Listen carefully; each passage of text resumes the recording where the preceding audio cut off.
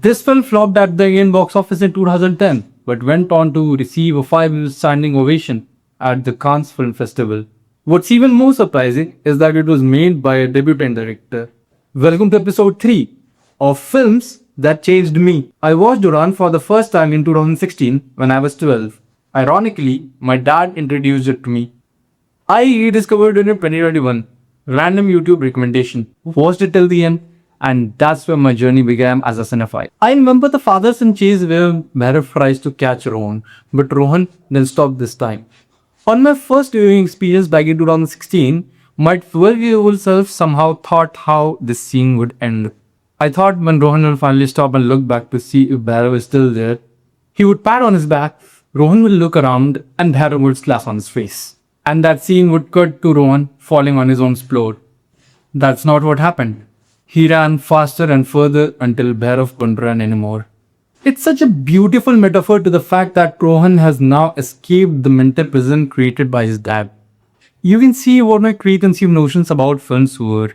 And when that didn't happen, it sparked something inside me. It somehow revived my brain cells. I guess my 12-year-old brain was conditioned by Bollywood's grammar, the slaps, the fall, the punishment, and Vikramaditya Modwane refused to follow that ground. Isn't that amazing how something so realistic and grounded could still surprise you? Well, it did. The soundtrack of this film is some of Amit Trivedi's best work. It elevates every scene. Rohan waving his last goodbye at his uncle. Azadiya being behind it. Rohan sneaking out at night to explore the streets of Jamshedpur. And Geet Mein Dalte Lafzon playing underneath. But my favorite moment has to be when Bhairav burns Rohan's dial and now starts to play. At that moment, I felt shattered. Even thinking about it is giving me chills. But now that I think about it, it wasn't the diary that Bhairav intended to burn. It was the hopes, the dreams, and the passion that Rohan had. Had it not burned, Rohan would have never realized that he's more than his diary. It was a canon ever to remind him that his art lives inside him, not on paper. The diary was just a reflection. That's the real Udaan. Think of it this way. When Hela smashed Mjolnir in pieces, Thor thought he was dead and all his powers were gone.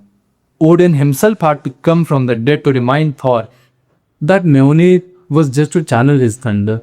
It was never the source of it. The real thunder was Thor himself. Even though it's such a powerful film, it didn't make my dad a villain figure to me. Maybe because it taught me to chase my dreams rather than hating someone for no reason. And Ronit Roy's depiction of an abusive father made me realize the worth of mine even more. That makes this film more personal to me than anything else. जो लहरों से आगे नज़र देख पाती तो तुम जान लेते मैं क्या सोचता हूँ.